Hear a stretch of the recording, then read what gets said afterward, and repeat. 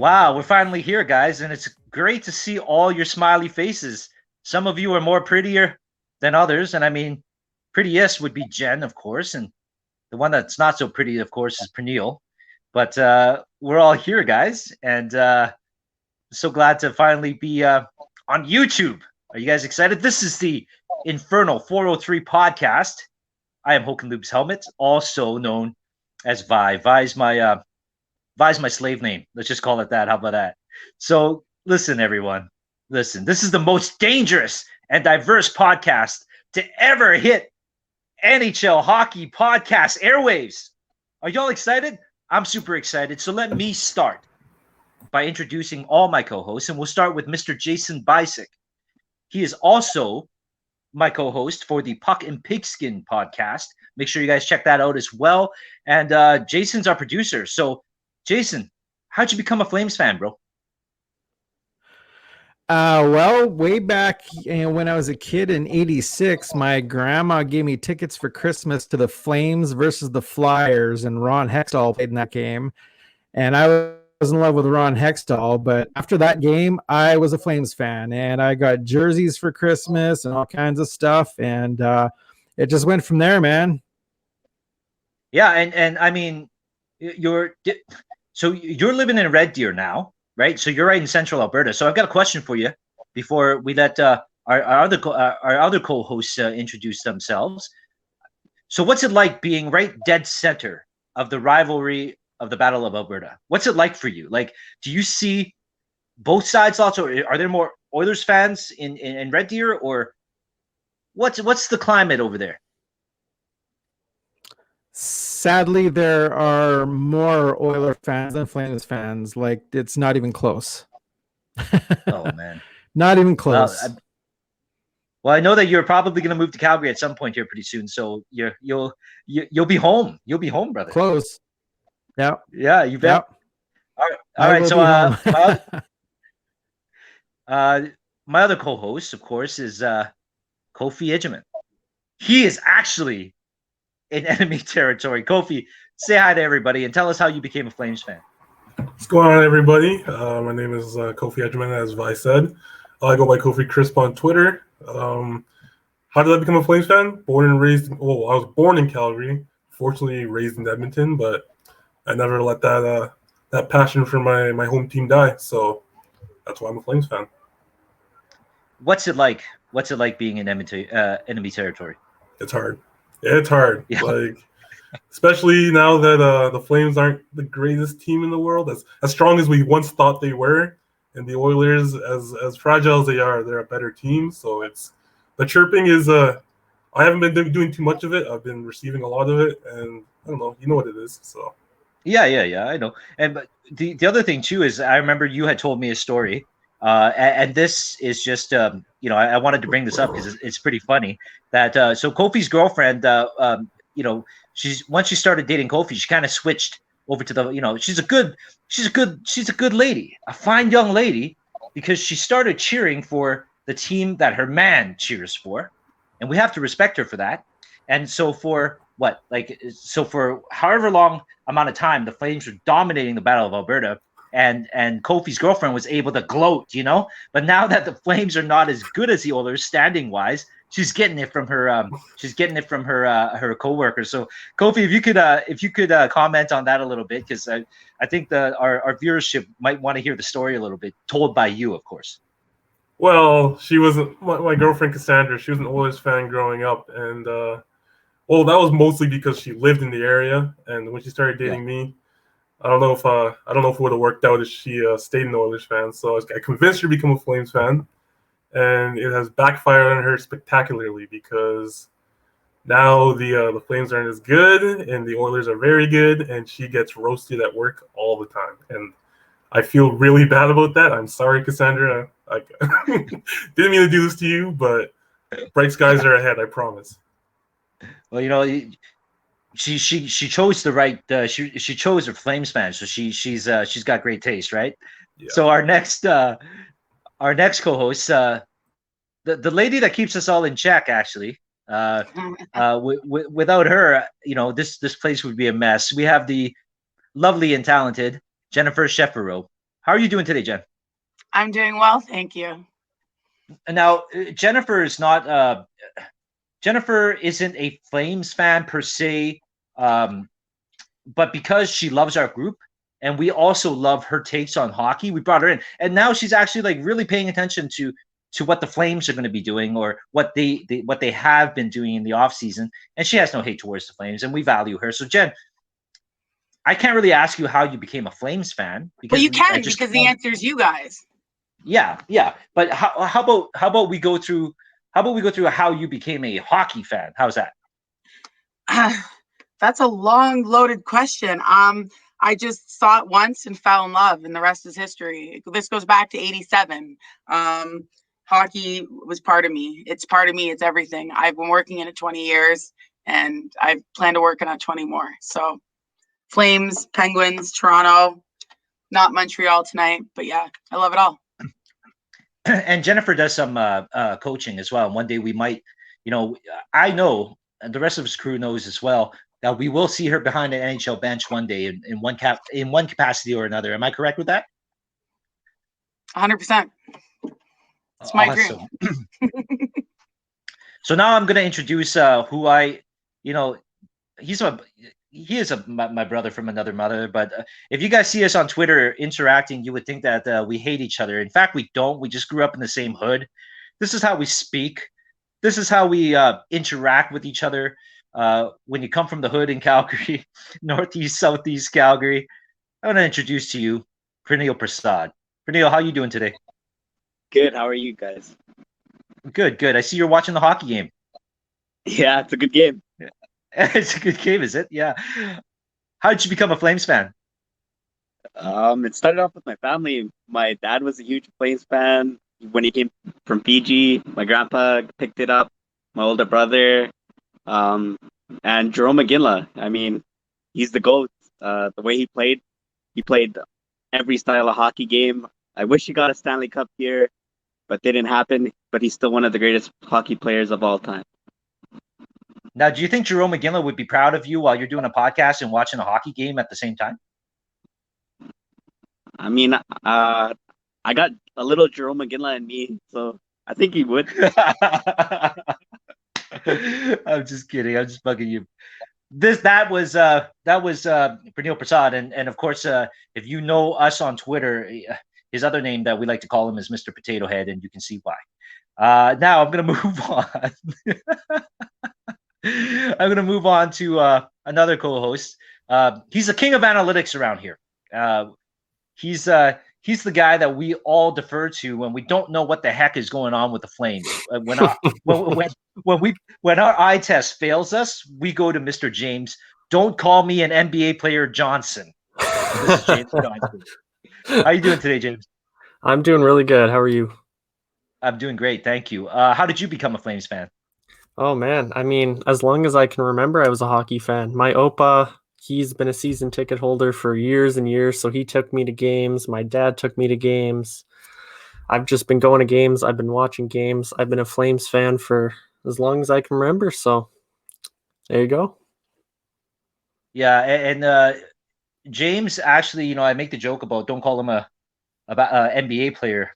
But he's actually really, really tall. He could actually be he could actually be an NBA player. I would think, right? So and maybe. last but not least, of course, we have Shameen Chris, also known as Handsome. He says people call him Handsome. That's right. I've never heard it. I've never heard anybody but him say it. But Chris, how did you become a Flames fan? Well, my brothers are usually the ones that watched it a lot. I mainly watched NBA, so I'm a Celtics fan. So I kind of paid attention to like the Flames here and there, and also kind of the Bruins. So that's why people see me cheering for the Bruins sometimes. I also have connections to Boston, so that's there with my heart. But anyways, during the 04 run is when I truly fell in love with the Flames, number one, because seeing the electricity in the arena, seeing a Red Mile, and I was in the East Coast this time, so I just wanted to be there. I wanted to be a part of it, and just seeing that fan base and seeing how excited they were for the Flames it put me up, man. And that team in 04, that's such an incredible team. And yeah, I just fell in love with the Flames then, and I've always been Flames #1 for sure.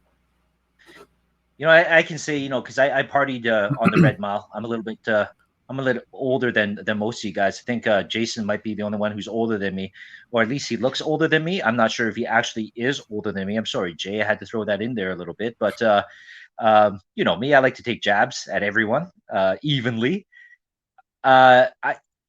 It was an amazing time in 04 on the Red Mile. There was so much going on, and everybody was peaceful. The police in Calgary handled that amazingly. They gave us high fives. They kept everything orderly, and I think we can all agree that if you were alive at that time, you would know that the Flames had just come off of like 6 or 7 years of just darkness, right? The Young Guns era, and we almost lost our team. And the 04 Flames actually really saved us. I think without that 04 team, we might be the Houston Flames by now or something. But props up to Mika Kiprasov and Jerome McGinley for keeping help keeping the flame alive here in Calgary. And of course, my name is Vi Chan, known as Hawk and Lube's Helmet on Twitter, and I became a Flames fan back in 1982. Arrived from Montreal, but my mom and my dad were born in Vietnam. I was born in Hong Kong, and we were claimed refugee status by Canada. So thank you very much for claiming us, Canada. And the first thing that I got when I got off the plane, the first thing I got was shivers, because coming off the plane back then, back in the early 80s, we would come off the plane and you would be outside, right? Like you're not going through, right away the cold hit us. It was February, so it was minus 30 or something. I never felt that type of chill in my life. So I immediately felt the chill. And then when we got inside the terminal, they gave us the government gave us like gave us a parka, a snowsuit, snow boots, and within that, within the group of stuff that they gave us, there was a little white Calgary Flames T-shirt. So it was a white, and it's got the flaming C. So to me, basically, the second thing that I identified with when I came to Calgary in 1982 were the Calgary Flames, and then eventually we just learned hockey, right? And here I am,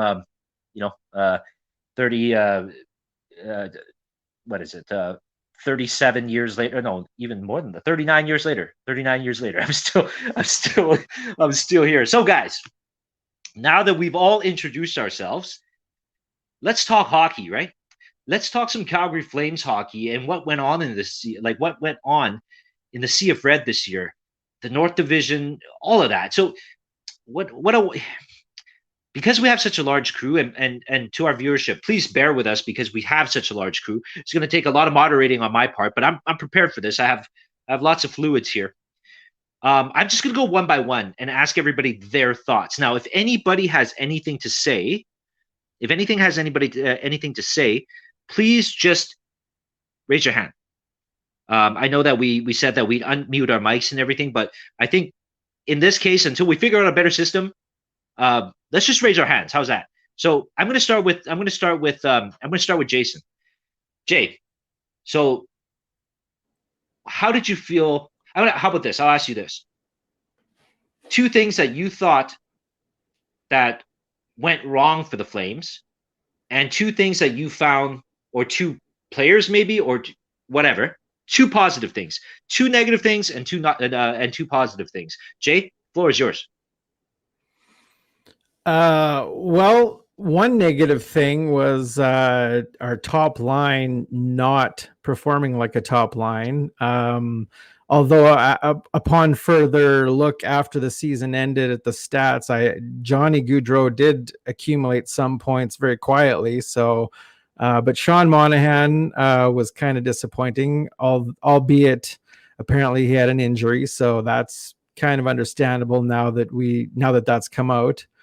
Second disappointment, the defense I felt could have been better. We could have had a better defense. Our defense is the younger guys I thought did well in spurts, but they weren't consistent, and our veterans were old and slow.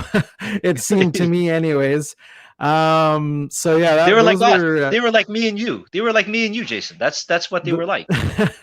those were two bad things I found this season. Good things this season. I thought Jacob Markstrom was amazing. If it weren't for Jacob Markstrom, we would have probably been in a pretty deep hole. Also, had it not been for an injury to Jacob Markstrom, we probably would have been a lot further up in the standings. So he was amazing. Another thing that I found amazing, Dylan Dubé and Dylan Dubé surprised me. He did a lot better than I thought he would, seeing as how he hasn't had a ton of playing time. So he was a bright spot, as was Mangiapane. So yeah. Yeah, and those I would agree with you. I think that you're right on all four of your opinions there. You know, there were some bright spots, but you know, the usual suspects that usually would do well kind of had, you know, downer seasons, other than, you know, Lindholm and Gaudreau, right? Like, I would say. But yeah, that's a good, keen opinion. Chris, how about we'll go to you next? Tell me two positives and two negatives. Two positives. Yeah, Jacob Markstrom was definitely one. Without him, we would have been probably last place. So I would agree with that. Another positive would be that Johnny Gaudreau was still able to show up and put the team on his back in a sort of way. He was able to still have a good season. So I'm glad about that. I love Johnny Gaudreau and seeing him, and I love Lindholm too. So seeing both of them still do really good on a bad season made me feel good about what's going to happen next year. Two negatives. It's a lot more than two, but I'll try to narrow it down. Basically, just everyone else was having just off seasons, and it was just an off season for everyone, from top to bottom, aside from I said Johnny and Lindholm. But and then another one, probably, we just couldn't stay consistent. Like, it was just constant. Like, we couldn't. I don't even remember how many, like, even 2-game wins in a row we got, or 3, or it was just inconsistent all the time, and it was just hard to, like, stay focused on, like, just watching the game instead of just, like, tweeting your anger about it. But yeah, inconsistency was a huge one.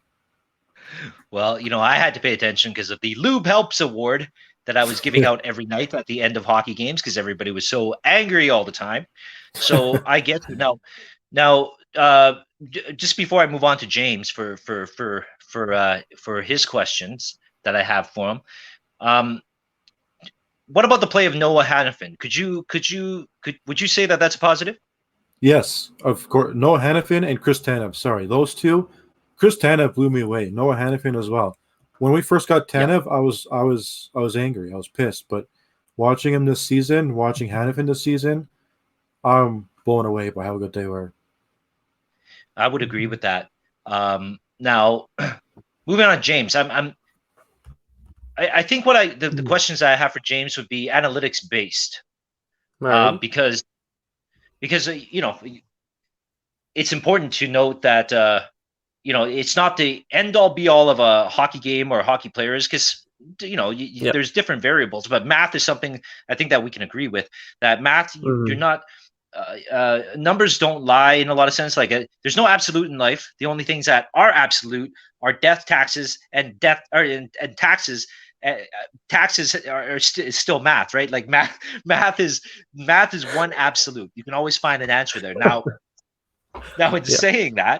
in saying that, let's talk a little bit about the play of Juuso Välimäki, because he doesn't get brought up too much in conversation, right? Because, you know, we all kind of anointed him the future of our defense, right? Like, many of us, you know, we were kind of gushing at that prospect, and you know, the injury problems he had, you know, it kind of took him away from us, from us being able to see him. Now, we saw him play, at least, you know, you could say that it was half a season or whatever this year. He got benched quite a bit.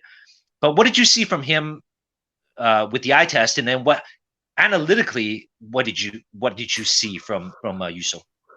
Yeah, he's an interesting one. I mean, I just pulled up his chart for you. So, I mean, for this season, it was rated at 41 overall. That's not Yep. terrible. His offense was Yep. good. His defense was okay. His deployments, I think that's something to look at with him for sure. He did not get a lot of offensive deployment. He didn't get a lot of defensive deployment either. So, with that, you can see Daryl Sutter maybe didn't trust him too much, and that's why Nikita Nesterov somehow got in the lineup over him at the end of the year, which don't get me started about that. But anyway, but yeah, he's interesting, right? Because he's dealt with injuries. So, he's got, I think Flames fans kind of give him the benefit of the doubt, right? If he has a hard game, but we're hoping he improves. So Okay. In saying that, let's talk about the other guy on defense there. Not our captain, Rasmus Anderson.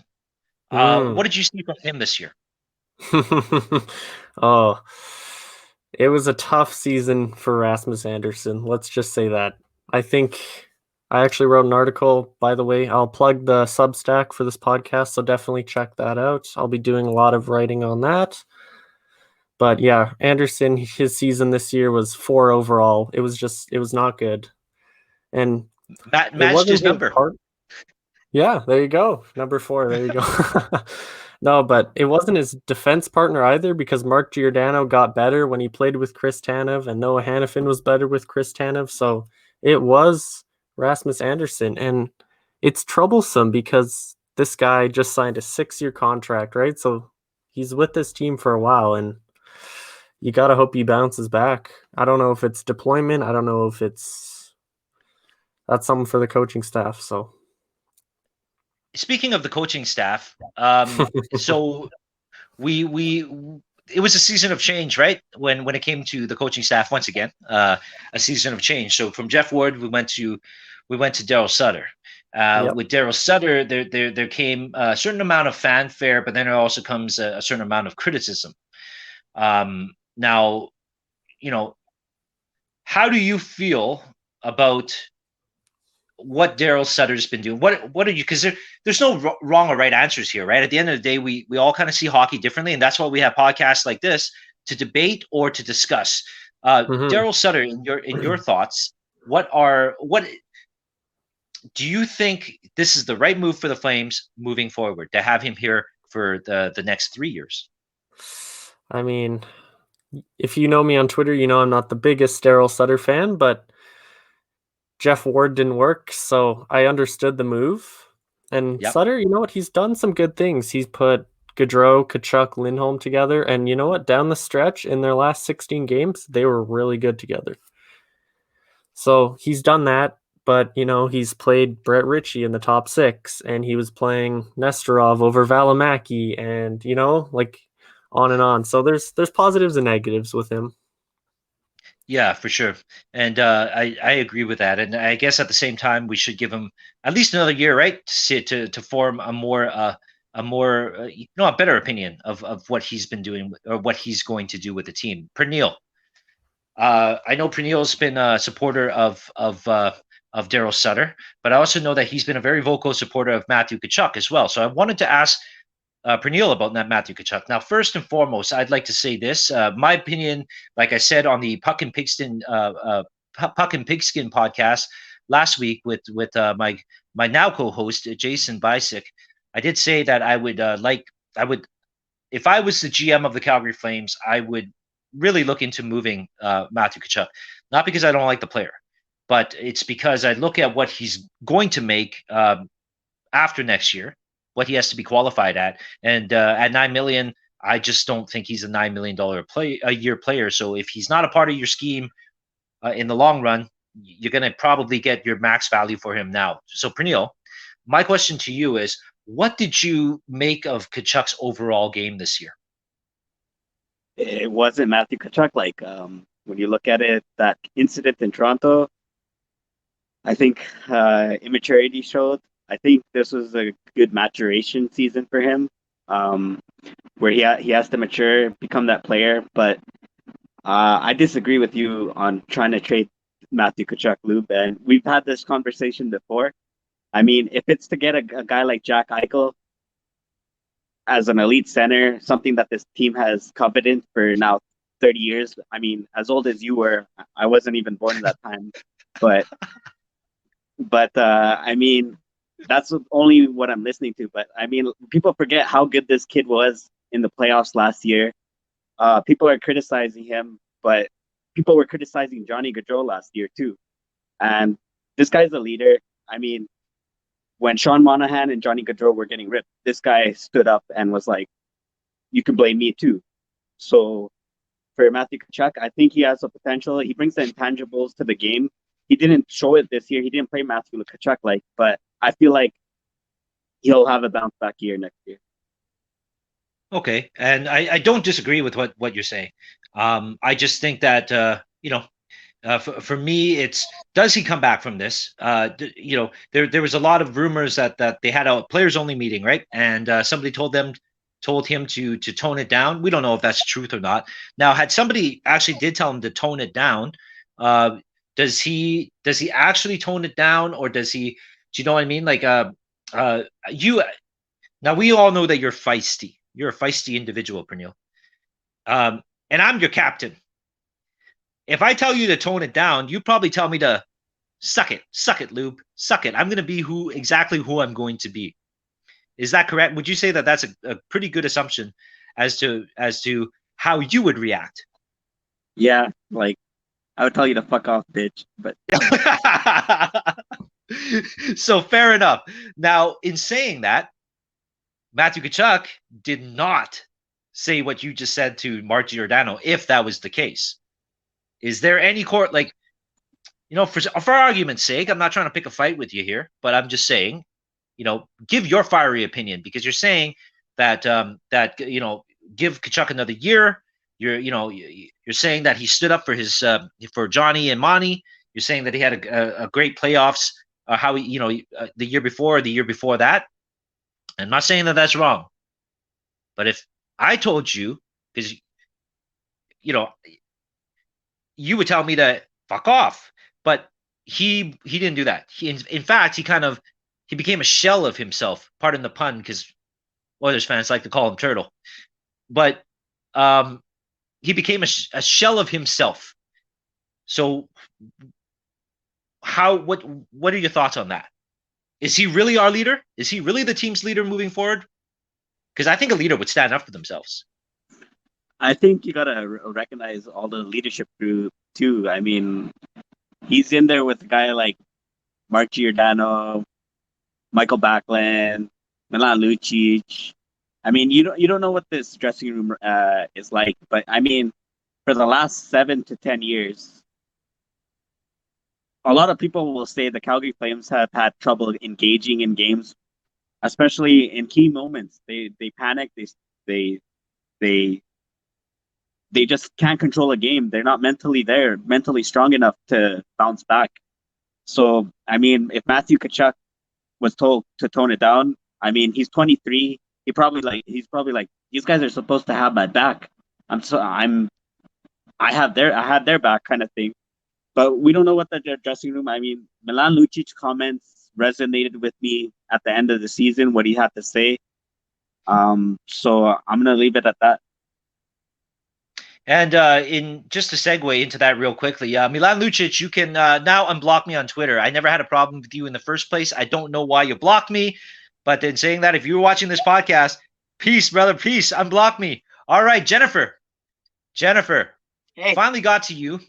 Before we get to Kofi, so I know that you didn't watch a ton of Flames hockey this year, but I know that you've been doing a little bit of research on what's kind of been going on. And in fact, Milan Lucic is kind of your boy too, right? Like you really like Luch. I think that he had. I liked him in Boston. I liked him in Boston, not in LA. So I mean, I guess I can like him again. He's kind of that similar player to. I mean, it's hard to compare him to Brad Marchand, but in the mentality aspect, he's much like Brad Marchand, and I love Brad Marchand. Speaking to Chris and his love for the Bruins, I'm there with you. If I was to say anything about the Calgary Flames, I don't think you really need to change anything. You just got Sutter. You really have to kind of like give him a bit more time. It's kind of similar to like Barry Trotz and with the Islanders. I mean, look what he's done with this team in what, 3 years now? 2, 3, 3? Help me out. 2.5, if we're going to be fair. Yeah, 2.5. 2.5. I think there's no cause for concern so much from what I've seen, but I see less negatives than I do. I see more positives than I do negatives for your team from my recent research. Now, is there one particular player on the Flames that you would like to see perform better next year? Is there anybody that kind of like all of them? Yeah. So every just year I want the best out of you. So. Okay. Now I know that you. We'll just go off. Let's quickly just stray away from the Flames for a quick sec. Okay. Let's talk a little bit about the Toronto Maple Leafs because you're in Toronto. Everybody, Jennifer is in the 6. So, what did you see from the Maple Leafs this year, and how do you feel about their first round exit? Well, they didn't show up for the playoffs, so they were really good in the regular season, but they didn't find that playoff. It's a different game. We all know that playoffs is a different beast, and they did not find that playoff hockey. And I don't necessarily blame one single player. I think the onus falls on Sheldon Keefe. And I know he's new in the league, this, that, and the other. Suck it. You know how to win hockey games. Either show up, you put out, or you put out. Put whatever the phrase is. You don't know how to run your bench. You're not going to get the best from your players. And I think that he kind of let down the fans and the players more than the players did the fans. You don't think that Mitch Marner? How do you perform well? How do you perform well if you're not being motivated or inspired to? And I don't want to hear about millions of dollars. It's still a lot of mental wear and tear, physical wear and tear. You need the right person, the right captain, to paraphrase you earlier, like that captain that, leads you. And that's not the captain of the team. That's the coach. It comes down to the coach. And I think Sheldon Keefe could have done a better job to get more out of his players. The same token, when I'm telling you guys to wait for Sutter, give him a chance. It's kind of I'm speaking on the same page. Okay, that's fair. I would say that's fair. But to some degree, would you agree with me that a player has to take onus upon himself to push through the hard times, right? Like, I think we all have that onus.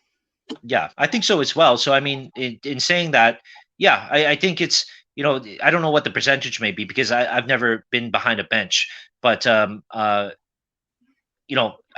it's almost the same situation that we've had here in Calgary, and the same argument that Flames Twitter has had for a long time. The right coach, right?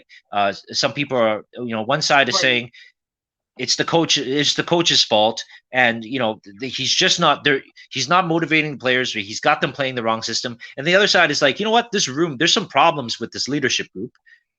It's been 6 or 7 years. We already determined that there could be some, conflict in the locker room with what happened with Tkachuk and Muzzin so many moons ago. Like there could be some issues within your locker room already. But I think at the end of the day, a good coach can bring out the best of every person on its roster, on its bench. So I'm firm on that. I think the coach should take a lot of responsibility here. Okay, that's a fair answer. Kofi, to you. I think what I want to touch upon with you is I wanted to add because I didn't want you and Pernille getting into an argument. I didn't want you guys fighting. So I had a little bit of space in between there where I added Jennifer to give her takes. But I want to go back on this Matthew Tkachuk thing because I think that it's a very polarizing conversation. Now we heard the Pernille's argument. Now, how do you counter what Pernille said? Because I know that there's a clash there. You and I both think that Matthew Tkachuk really underperformed, and he should probably be more to blame than Mark Giordano or anybody else in the leadership group. So, what are your thoughts on that, bro? Honestly, I might disappoint you a little bit, Vi. I've cooled a little bit on I guess shipping out Matthew Tkachuk and seeing what Corey Perry. Like he's kind of that comparable. Seeing what Corey Perry's done in the playoffs for the Canadians, I mean that's something you need to win in this league, right? But that's not to say that. But Corey Perry's playing like Corey Perry. Yeah, that's exactly it, right? And that leads me to my point. If you don't have Matthew Tkachuk playing like Matthew Tkachuk, like it's tough to want to like to keep him around when he's when his antics aren't really helping the team. Because I saw him make a few selfish mistakes this year, like trying to dive for a penalty and it costing us an actual goal within the game, and the whole Muzzin incident. I mean, it's tough because you want like his skill set is so rare in this league, and it's really hard to want to let go. But if you can do it for someone like Jack Eichel, then but that's the only person I'd do it for at this point, right? Like if you can do it for someone like Jack Eichel, that's something you got to do. It's a hard decision to make, but it's a decision you do make. But otherwise, like running it back with Matthew Tkachuk one more year might not be a bad decision. The only bad thing about it is his qualifying offer is coming up, and that's something to take into consideration. But as the player himself, like if he can get back to the way he was back in the 2018-2019 season, where he was driving his line with Michael Backlund and Mike Frolik when he was on the Flames, that's something you can't really let go of, right? So that's kind of where I'm at on it right now. Yeah. Oh, okay. Now, the other question I have, like, so if you're looking at the Calgary Flames as of today, right? Like right now, today, if you had one move that you can make to improve the team for next year, what would it be? What move would you make? I'm gonna go ahead and steal this from James because I think it's the most attainable thing for the Flames to do. You go ahead and call Buffalo, see what you can get for Sam Reinhart, because we need, like, as much as I love Sean Monahan, he was my guy. Like, I would go to bat for him no matter what. But at a certain point in time, there's not much you can do when he's underperforming the way he has. So I don't know if he goes the other way, but you do what you can within reason to try and get someone like Sam Reinhart, because what he did in Buffalo this year was very impressive, especially with the roster he's working with.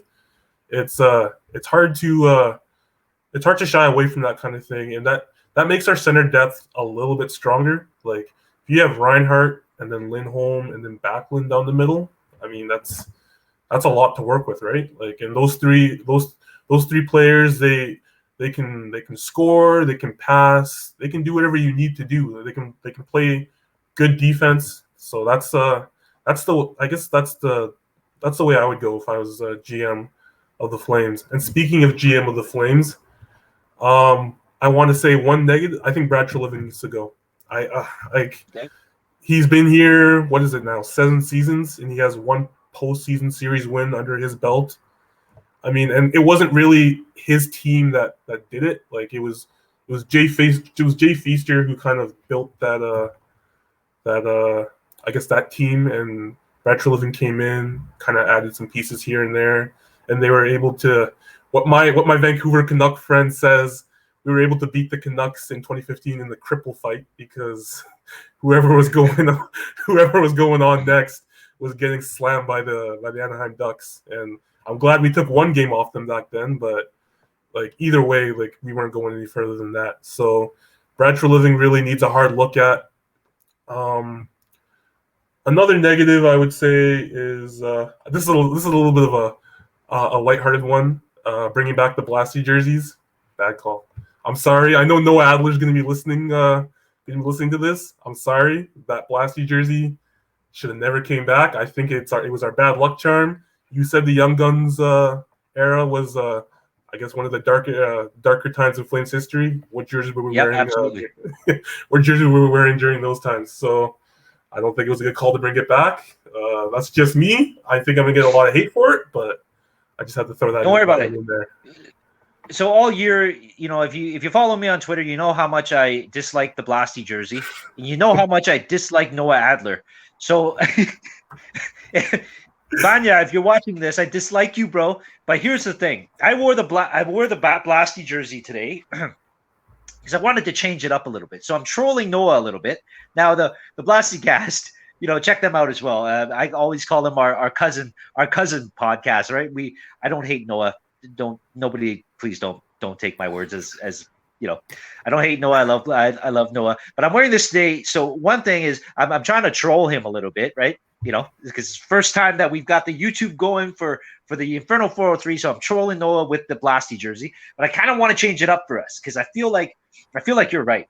For the Flames season, this trash jersey was it literally like it jinxed us, right? So we're gonna turn that around. It's like this. If you go to the casino, I'm just spouting stuff off. If you go to the casino and you pick up a $500 chip that was on the ground, like I had one time, you're actually not picking up. You think you're lucky because it's 500, right? You're like, oh, 500, I got it, it's mine. Yeah. It's actually bad luck because you're picking up somebody's bad luck because they dropped it. It's their bad luck. You pick it up. That becomes your bad luck. So This is what I mean. I'm trying to change it around a little bit, and that's why I'm repping this snotty-nosed horse today. Now, and one thing I will add is one positive, one lighthearted positive is the Flames going full retro. Like, we have the sickest threads in the league. I don't want to hear from anybody. Bar none, we have the best jerseys, home and away. Simple as that. Yeah, I would sooner have our pedestals come back as a third jersey. I kind of like those. I don't know if anybody agrees with me or not, but James certainly doesn't. I can see that. we have the sickest threads in the league until Seattle comes. That is. Seattle, I don't know, man. They kind of like I feel like they got a little bit of that green monster energy drink, that Monster energy drink vibe going. Or am I thinking the Dallas Stars here? Like, have we seen what the Kraken look like yet? Did you get a jersey already? Yeah. Oh yeah. They look clean. They look really good. They're nice, and the logo is really nice too. Okay, well, I'll definitely have to check that. I don't know why. You're thinking of the You're thinking of the Dallas Stars neon retros, or which I like, by the way. Oh man, I don't know, Jason. The Monster Energy, and then like it also reminds me of the racing gear, the BMX racing gear, like the Fox or whatever. I think it's called Fox. I don't know. I don't know what I'm talking about. But before we move on to our next sort of segment here, because I kind of want it to be a roundtable discussion, I do have to mention that you guys need to go check out Broken Spirits Distillery here in Calgary. Give them a call. They deliver to anywhere in the city for free, or come in and see Chris and Jeff and the boys. They'll show you around. They'll show you around the back where they do the distillery, and they're just really, really good people. And if you use your promo code to order, just use the Infernal 403 promo code, and you will get 10% off of your purchase. So make sure you guys check them out, and we will have a link underneath to show you we'll have a link underneath to give you all that information later. All right, so let's have a roundtable discussion here about what the Flames should do moving forward this season. Who wants to kick it off while I take a quick break from speaking? You know what? I'm going to choose somebody. How about I just go? I'll ask questions because I can't answer these questions. Let me ask questions. Okay. All right. Okay, so I'm gonna go right to Kofi. Give me. So I'm putting you. You're the GM right now, and you've got 2 moves to make. What are you making before? Okay, let me rephrase this. The expansion draft's coming up. You get to protect 7 forwards, 3 defensemen, and 1 goalie. What goalie are you not protecting? Oh, I'm definitely protecting Markstrom, so Domingue has to go. Simple as that. Markstrom, he's here for 6 years, and we're paying quite a bit of money, so you want to ride him the whole 6 years. You want to see what you can get out of him, especially for what we paid for him. And he's such a good goalie; it'd be hard to really let go of him, especially what he did here this past year and what he did with Vancouver the year prior and the years prior to that. So I guess Domingue has to go. I'm protecting Markstrom for sure. Okay, and one more question before I move on to the next person. Your favorite Flames player right now, and your favorite of all time. Favorite Flames player right now is Andrew Mangiapane. Like, we all saw what he did during the Worlds there. He was fantastic. He gave Canada a shot in the arm when it looked like we were dead in the water. So, and he definitely deserved that MVP trophy. And my favorite Flame of all time is definitely Joe McGinley. I don't think more needs to be said. Yeah, that's the right answer. For me, anyways. Thank you so much. For sure. Moving on, Chris. Same question. Favorite Flames player now and of all time? Favorite Flames player right now would be Elias Lindholm. I'm a big Lindholm fan. I've watched him in Carolina, and seeing him on the Flames, seeing him light it up constantly, it's just amazing. Every time he scores, I walk with Elias. It's what I always do. But so yeah, Lindholm, and then of all time, I was gonna say Iginla, but it's really close. I have to say Kiprasov. Kiprasov is just unreal. I will never forget watching him make the save that he did. That scorpion save will always stand out in my life. Excellent pick. Thank you so much for answering. I'm going to move along to Jason. Jason, expansion draft. We're talking now. What 3 defensemen are you protecting? Wow. That's tough. I could go 7 to forwards. Your pick here. I'm gonna keep Anderson. Okay. I actually liked Anderson. I'm probably gonna keep only 3. Yep. I'm probably gonna keep Anderson. Gio, I'm gonna leave unprotected because I do like Gio, and Gio has been really good for us, like long term. But I think we need to let it go. Nesterov, I didn't like. Tanev, I'm keeping for sure, and Valimaki. Yes. Yeah. Okay. Tanev, Valimaki, and Anderson, I think. Hey, I'm gonna jump in. Valimaki is not exposed to the draft because of the years, so he's not he's not eligible for so he's a freebie. Well, isn't anyone that's on the roster eligible for protection? No. Hop scored, by the way, 2-1. Damn it. Okay, so let me ask you this, Jason. I'm going to ask the question I asked the other guys. Your favorite current Flame and all-time favorite Flame? Favorite current Flame based on this season? Sure. Markstrom. I'm going to go with Markstrom. And my favorite all-time is definitely Kiprasov. Nice. Okay. I've always been a fan of goalies. Goalie's my favorite position. I can relate. James. Nice. Over to you, our analytics professor. And this is big. Ooh. 7 forwards, 3 defensemen, 1 goalie. Oh, who are you easy. protecting? Easy. All right. Let's go.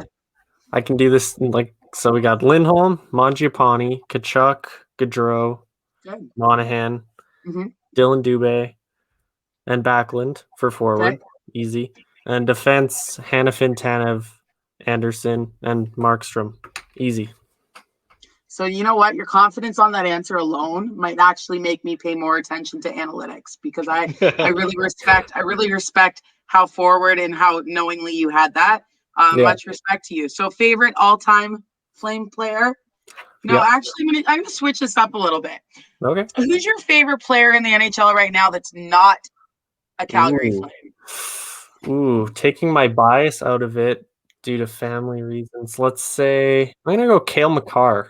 I got his jersey hanging Colorado, up there. right? Yeah.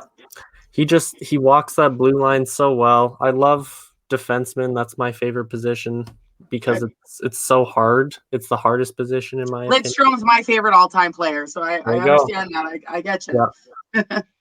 Yeah. Okay, I'm gonna take this over to Lube now, because he's been asking all the questions. Now it's time for me to ask some questions.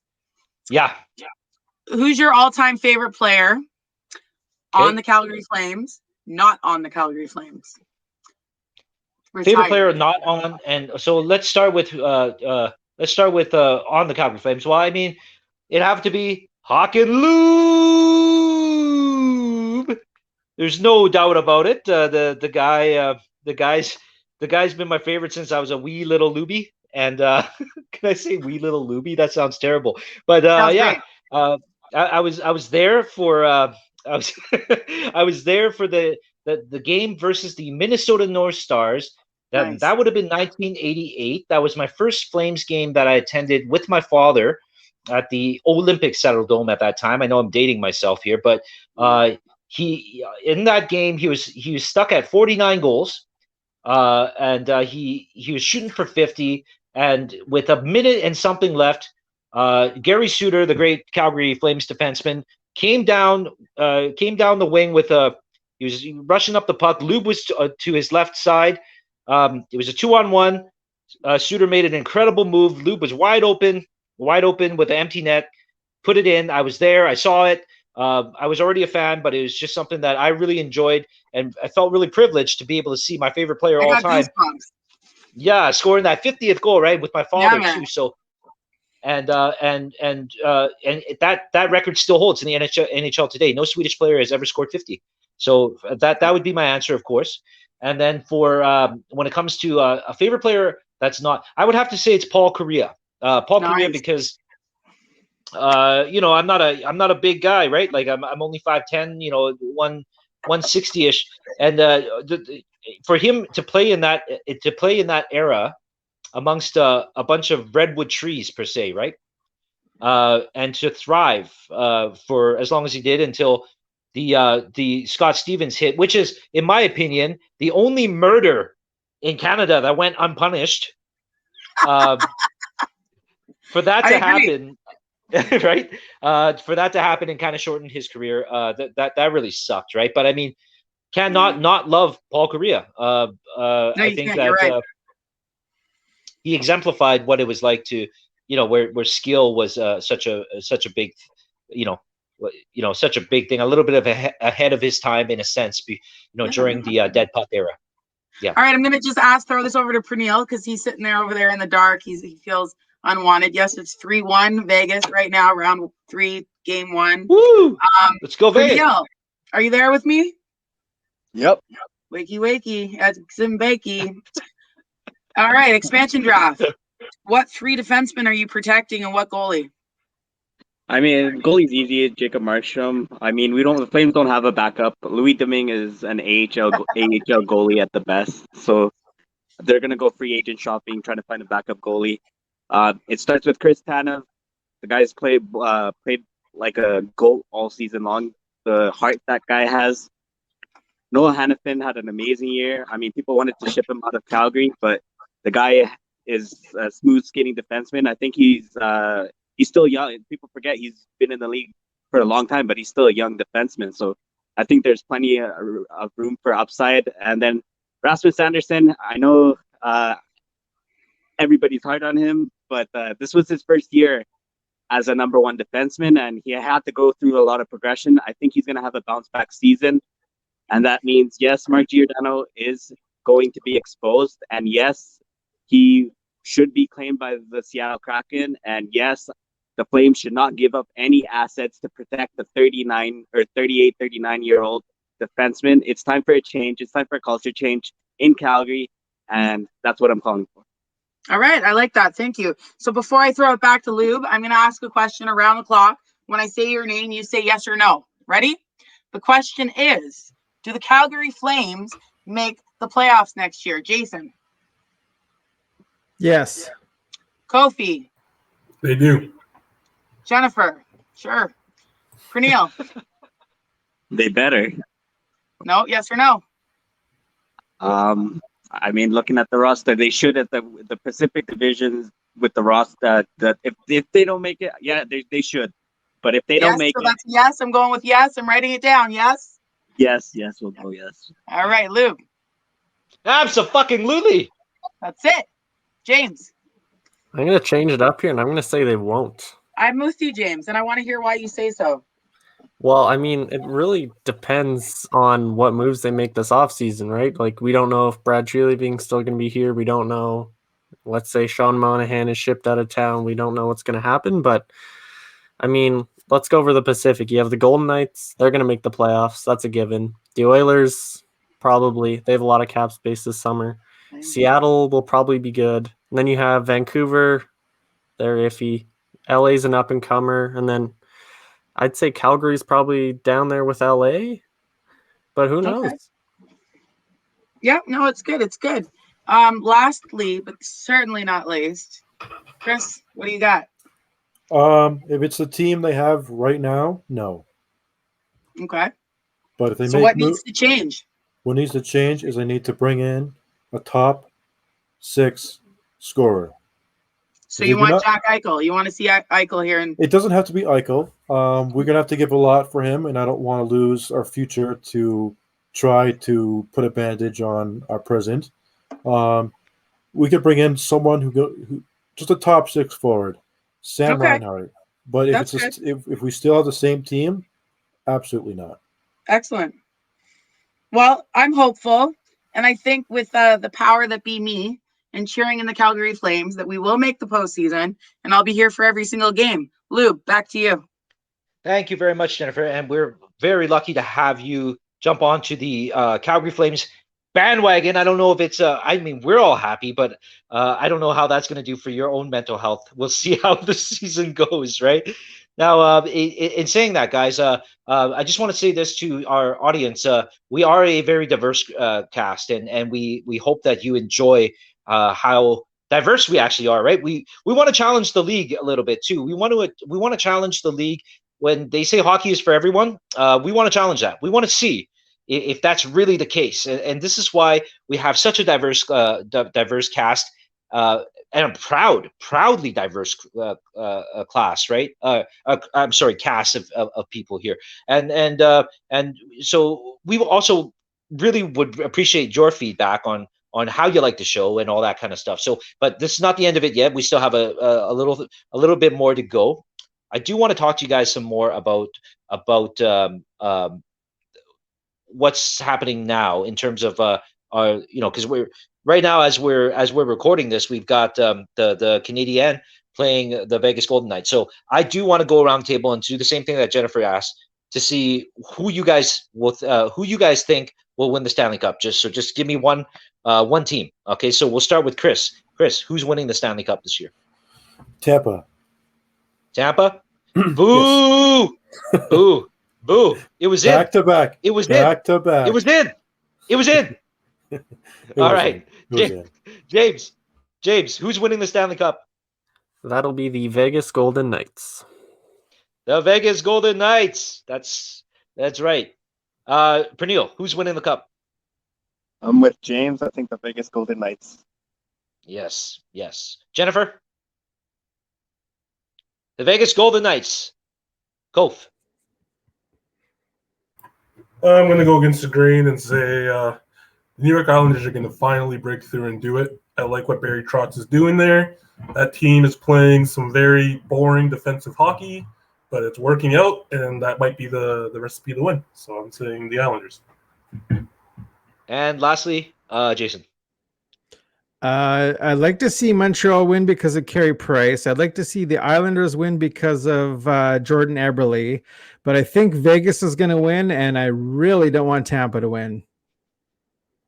That's right. That's how I feel as well. I think I called it before the season started that the Vegas Golden Knights were going to win the cup this year, and I certainly hope that I'm right, because being in Vegas working last year, I didn't see a hockey game there, but I know how passionate the fan base is, and I think that they'll be strong for a long time. No state taxes. It's a great destination for players to have their families and make some money, right? Make extra money.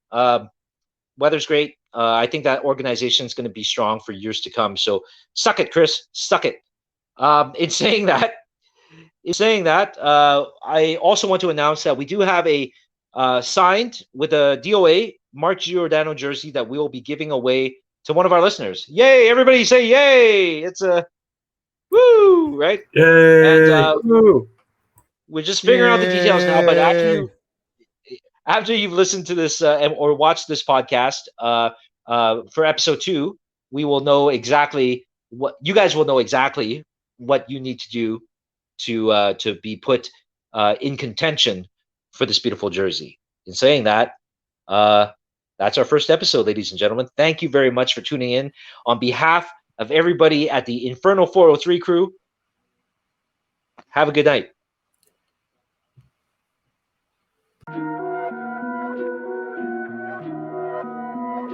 Buddha.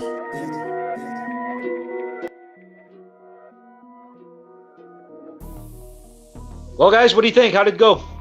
Fuck you, That Lou. was fast. Aside from Pernille being off camera for half of it, I Yeah, think you it went can't well. do that, Pernille. You got to show your face the whole time, or you're Yeah, off I was the a- team. I'm Someone- coming there and I'm cutting you out. Someone buy this guy a desk and a chair. Like, what is going on right now, man? When we did a recording for the Under Your Skin podcast, this motherfucking Pernille, he puts the Golden Gate Bridge like as a thing, like whatever behind him, right? Then the fucking guy falls asleep underneath the Golden Gate Bridge while we're fucking recording. He falls asleep under the Golden Gate Bridge. Classic, man. Classic. And then check this out. So we all know he's asleep. This is the second time that we attempted to record this. We all know he's asleep. We're like, I'm like, and to you, Pernille, what are your thoughts? So we hear like a long pause. He comes on. He goes, hey guys,